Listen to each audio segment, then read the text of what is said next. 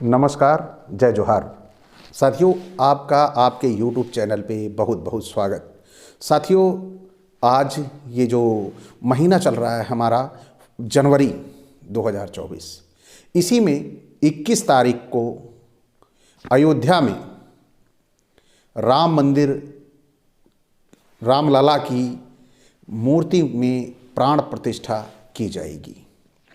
तो साथियों, इस प्राण प्रतिष्ठा में हमारा भी कुछ योगदान होना चाहिए कि इस प्राण प्रतिष्ठा में हमें जिसकी प्राण प्रतिष्ठा हो रही है उसके बारे में कुछ चर्चा भी होनी चाहिए, उसके बारे में कुछ परिचर्चा भी होनी चाहिए। तो साथियों, इसके बारे में जो सबसे बड़ी चर्चा आज तक हुई है वह हुई है सच्ची रामायण से।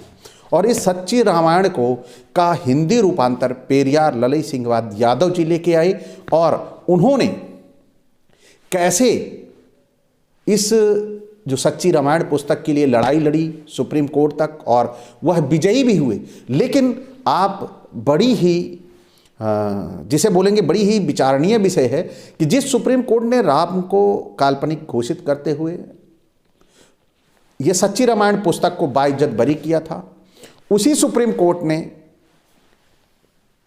रामलला का मंदिर बनाने के लिए, राम का मंदिर बनाने के लिए उसे वहाँ पर विजयी घोषित किया, जो समझौता कराकर। तो इस समझौते में जो रिजल्ट आया सामने वो आप सभी के सामने है। वहाँ पर प्राण प्रतिष्ठा की जा रही है, लेकिन इससे पहले जो वहाँ पर प्राण प्रतिष्ठा होने से पहले जिस राम की पूजा हो रही थी, जिस राम की मूर्ति की पूजा हो रही थी, वह राम की मूर्ति, क्या उसमें अब प्राण नहीं रहे हैं? उनमें से प्राण निकल गए हैं या अब वह काम के नहीं रह गए हैं? तो दोनों बातें आती हैं कि आखिर उस मूर्ति में प्राण प्रतिष्ठा की जरूरत क्या, जो पहले से वहां पूजी जाती रही है? तो आखिर नई मूर्ति क्यों रखी जा रही है जब वो वहां की पहले की मूर्ति है? तो जो हमारी पौराणिक थी उसको हटा दिया जा रहा है, जो जिसकी पूजा, जिसकी प्राण प्रतिष्ठा काफी सदियों से हुई है, उसको हटा दिया जा रहा है। आखिर क्यों? क्योंकि इसके पीछे बहुत बड़ा रहस्य है। ये जब चाहे जो चाहे बदल लें, जब चाहे जो चाहे कर लें। लेकिन साथियों, इसके बारे में जो सच्ची रामायण में लिखा गया और कहा गया है, तो अब हमारा 22 तक एक ही उद्देश्य होगा कि ये सच्ची रामायण फिर आप तक वापस पहुंचाई जाए, क्योंकि ये राम का अब महीना बन जाएगा। मोदी ने कहा है कि घर घर दिए जलाएं, दीप जलाएं, और जो बच्चे पैदा हों उनके नाम के आखिरी में राम लगाएं। तो साथियों, जब ऐसी बातें हो रही है तो सच्ची रामायण की भी बातें होनी चाहिए, सच्ची रामायण की बातें भी लोगों को जाननी चाहिए। तो आज हम सच्ची रामायण में सच्ची रामायण में चौधरी ललई सिंह यादव जी, यानी पेरियार ललई सिंह यादव जी की इस पुस्तक सच्ची रामायण की चाबी से उनका राम के बारे में या रामायण की वाल्मीकि के बारे में जो 2 शब्द हैं वह मैं आपको पढ़ के सुना रहा हूं, और अगला भाग आपको अगले दिन मिलेगा। और आप इसका आनंद लीजिए कि ये कैसे इन्होंने इस पुस्तक के बारे में जो अपनी बात कही है, राम के बारे में जो बात कही है, या राम के चरित्रों के बारे में जो कही है, वह आप सभी गौर से पढ़ें। राम और रामायण के सभी पात्रों को यदि भगवान का अवतार या दैवी शक्ति वाला मान लिया जाए, तब तो किसी विषय पर बुद्धिगम तर्क करने वाले हिंदू को हिंदू न कहकर विधर्मी कहा जाएगा। बुद्धियुक्त सच्ची मानवता खतरे में पड़ जाएगी। ये पेरियार ललई सिंह यादव जी के विचार हैं। अब आगे देखिए। अतः उन्हें केवल मानव मात्र समझकर उनके चरित्रों का विवेचन कर सच्ची रामायण की शंकाओं का समाधान किया जा सकता है।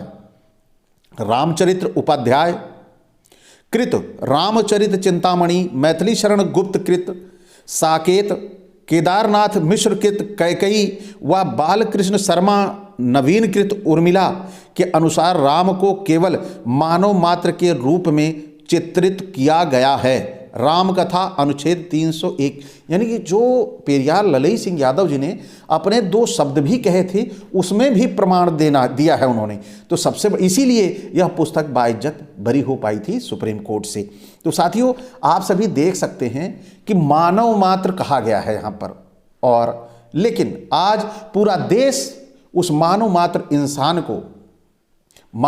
इंसान को अपने सिर पर बैठाकर अपना देवता भगवान बना रहा है। यही सबसे बड़ी बात सोचने की है। फिर आगे, चंद्रिका प्रसाद जिज्ञासु कृत रावण और उसकी लंका, 6वीं बार पेज नंबर 21 में श्री मेलांडी वेंकट रत्नम द्वारा लिखित दी रामा ग्रेटेस्ट फिरोह ऑफ इजिप्ट नामक पुस्तक में सिद्ध किया गया है कि राम और रावण की सारी कथा मिस्र देश के रामेसस द्वितीय की कहानी है। दशरथ, कौशल्या, राम, लक्ष्मण, सीता व वशिष्ठ नाम के व्यक्ति भारत में कभी पैदा ही नहीं हुए हैं। अब यहाँ पर जो कहा गया, जिस पुस्तक को रेफरेंस दिया गया है, दी रामा ग्रेटेस्ट फिरोह ऑफ इजिप्ट नामक पुस्तक में जो दिया गया है, वह पूरी तरह से लिखा गया है कि राम और रावण की सारी कथा मिस्र देश के रामेसस द्वितीय की कहानी है। तो साथियों, आप दूसरे देश के राजाओं की पूजा क्यों अपने देश में कर रहे हैं? तो यही सारी सोचने वाली बात है। इसीलिए पेरियार जी ने इसे आपके लिए बड़ी मेहनत से तैयार किया था। और जिन साथियों की पुस्तक उपलब्ध नहीं हो पा रही है, वो लगातार बने रहें जागो पंच के साथ। एक एक हिस्सा, एक एक बात वो आप खुद पढ़ लें। मैं यहाँ पे बारी बारी से हर पेज का चित्रण करता जाऊंगा और साथ में पढ़ता भी जाऊंगा। अब आप देखिए, इस मत को मान लेने से या असुरों को असीरियन कहने की सेखों वसाहत करने से सारी रामायण विदेशी बनाने में राम से भी हाथ धोना पड़ेगा और सारा गुड़ गोबर हो जाएगा। अतएव आर पंडित की यह सब स्थापना भयावनी है। रावण का द्रविड़ियन होना तो दक्षिण भारत के लोग भी स्वीकार करते हैं। अधिकांश लेखकों का भी यही मत है कि भारत के मूल निवासी हैं। रावण भारत के मूल निवासी थे।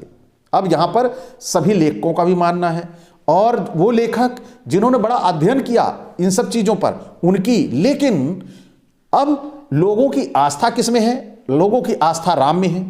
और राम की आस्था बनाने से फायदा किसका है? फायदा किसका है? भाजपा का है, क्योंकि वह राम को कैश करना चाहती है। जो राम मंदिर ये बन रहा है, वह चुनाव से पहले वो प्राण प्रतिष्ठा क्यों हो रही है? इसीलिए हो रही है कि वह गली गली घर घर झंडा लगा के ये सिद्ध करना चाहती है कि वह रामलला का मंदिर वह बनवा रही है, जबकि वह रामलला का मंदिर नहीं बनवा रही है, ना उनकी प्राण प्रतिष्ठा कर रही है। वह हम विजयी हम तब होते जब इसमें दूसरे पक्ष को जमीन न दी जाती और वहां पर राम मंदिर बन रहा होता बिना किसी समझौते के तहत। तो समझौते के तौर पर अगर उधर से दूसरे पक्ष को जमीन दी गई है तो निश्चित तौर पर यह समझौता है। अपनी पीठ ये जबरन थपथपा रहे हैं, ये इस लायक नहीं है। तो साथियों, आगे चलते हैं। ये 2 जो शब्द हैं, जो 2 टूक शब्द हैं, ये सारे आप तक पहुंचने चाहिए। तो साथियों, फादर कामिल बुल्के राम कथा अनुच्छेद 110 के अनुसार की कथा के वानर, रीछ और राक्षस विंध्य प्रदेश की आदिवासी अनार्य जातियां भी थी। इसके विषय में प्रायः किसी को भी किसी प्रकार का संदेह नहीं है।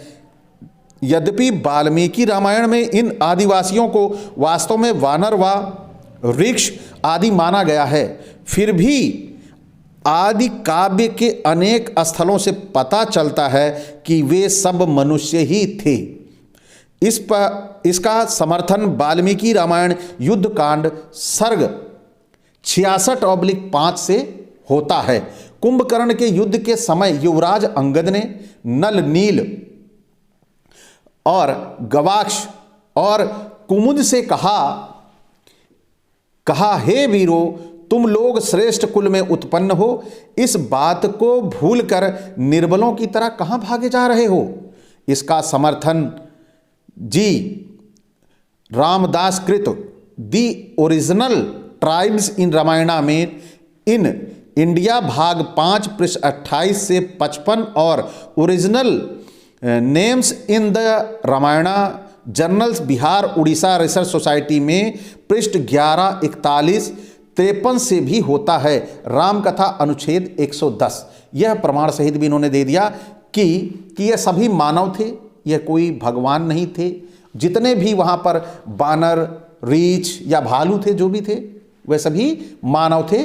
केवल आदिवासी होने के कारण उन्हें यह सब बताने का काम किया गया है। अब आइए, जैन रामायणों के अनुसार, जैनियों की भी रामायण है और जैनियों के लिए तो इन ऋषि मुनियों ने बहुत ही अपशब्द बोला है। जैन मुनियों के लिए, जैन धर्म के लिए भी बहुत अपशब्द बोला गया है। लेकिन अब एक दूसरे पर जो तर्क की बात है वो जवाब ना दे पाना, वहाँ पर उल्टा सीधा कह देना, यही इनकी भावना सदैव से रही है और सदैव करते चले आए हैं। तो साथियों, आइए चलते हैं। जैन रामायण के अनुसार जिस जाति की ध्वजा पर बंदर का चिन्ह था वह बानर जाति कहलाती थी। यहाँ पर स्पष्ट हो रहा है, जैसा कि आज रूस देश की ध्वजा पर रीछ का चिन्ह होने से उन्हें रशियन बियर्स और अंग्रेज जाति की ध्वजा पर शेर के चिन्ह होने से उन्हें ब्रिटिश कहते हैं।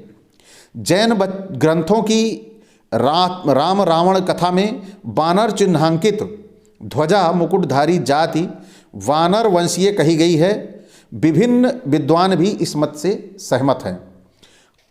इसका समर्थन शिवनंदन सहाय कृत तुलसीदास पृष्ठ 496 से भी होता है, रामकथा अनुच्छेद 110।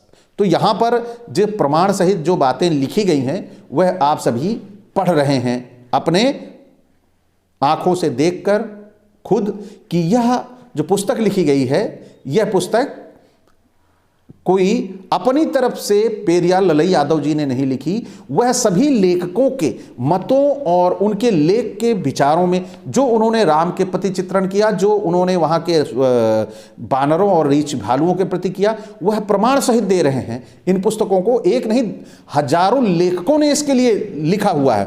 तो आखिर मुकदमा पेरियार ललई यादव पर ही क्यों हुआ? साथियों, भारत में सबसे ज़्यादा हिंदी भाषी क्षेत्र आते हैं और हिंदी पढ़ने वाले जो लोग थे वही सबसे ज़्यादा अंधविश्वास और पाखंड में गिरे थे। तो जब ये पुस्तक आई सामने तब हड़कंप सा मच गया कि आखिर अब हमारे राम का अस्तित्व न बचेगा और सभी भाग लिए कोर्ट की तरफ पुस्तक उठा के कि इस पर प्रतिबंध लगाना है, इस पर बैन लगाना है। लेकिन साथियों, ये ना हो सका। तो आगे चलते हैं उन अंशों पर जो पेरियार ललई यादव जी ने दो शब्द आपके लिए कहे थे। वाल्मीकि की रामायण सुंदरकांड सर्ग 110 के अनुसार रावण के एक सिर व दो भुजाएं थी। अब यहां पर देख लीजिए, वाल्मीकि रामायण सुंदरकांड में लिखा गया है कि रावण के जो है वह एक सिर और दो भुजाएं थी। वो नॉर्मल आदमी था, लेकिन इन्होंने उसे क्या बना दिया? फिर देखिए, चिंताहरण चक्रवर्ती कृत इंडियन हिस्टोरिकल क्वार्टरली भाग 4 पृष्ठ 779 और SN व्योमकृत journal of the Indian institute Baroda भाग 4 पृष्ठ 1 से भी समर्थन होता है रामकथा अनुच्छेद 112। यानी जो ये मैंने भी पुस्तकों का रेफरेंस दिया, वहाँ से भी, उन पुस्तकों से भी यह प्रमाणित होता है कि उसके एक सिर और दो ही भुजाएं थी। तो आप सभी समझ सकते हैं कि ये इंस्टीट्यूट जो हैं उन्होंने रिसर्च किया है, वो भी इंडियन हिस्टोरिकल क्वार्टरली, और जो दूसरा journal of the Indian institute Baroda, इन सब ने जो रिसर्च किया है, क्या वो रिसर्च बेकार होगा, मिथ्या होगा?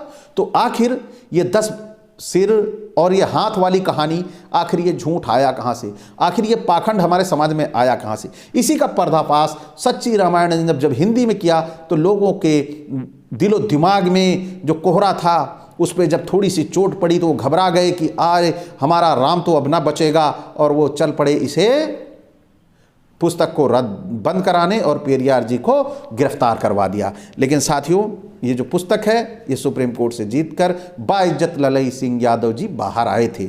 फिर क्या कह रहे हैं आगे, आपके लिए 2 शब्द उनका। रामकथा अनुच्छेद 112 के अनुसार रावण का 10 ग्रीव नाम पहले रूपक के रूप में प्रयुक्त हुआ होगा, अर्थात जिस मनुष्य की ग्रीवा अन्य साधारण मनुष्यों की ग्रीवा से 10 गुनी बलवान हो, उसका नाम था 10 ग्रीव रावण। और बाद में 10 ग्रीव धारण करने वाले प्राणी के अर्थ में लिया जाने लगा। रामकथा अनुच्छेद 101 के अनुसार जैन रामकथा में राम की अपेक्षा राक्षस तथा बानर अधिक लोकप्रिय थे। यह आप सभी देख चुके हैं। यह थे हमारे महान महापुरोधा पेरियार ललई सिंह यादव जी के 2 शब्द आपके लिए सच्ची रामायण की चाबी से। तो सच्ची रामायण की चाबी का ये पेरियार जी के 2 शब्द आपको कैसे लगें। और साथियों, ये महीना हमारे लिए बहुत महत्वपूर्ण हो रहा है और इस महीने में ज़्यादा से ज़्यादा सच्ची रामायण की चाबी का ये जो 2 शब्द हैं पेरियार जी के, ये ज़्यादा से ज़्यादा शेयर करिए, ज़्यादा से ज़्यादा दबा के इतना शेयर करिए कि लोग जो उद्घाटन में पहुँचे वहाँ रामलला की मूर्ति के प्राण प्रतिष्ठा में, उनके पास भी ये वीडियो पहुँच जाए कि आखिर राम कौन थे, राम एक साधारण मानव थे, ये उन तक संदेश पहुँच जाए।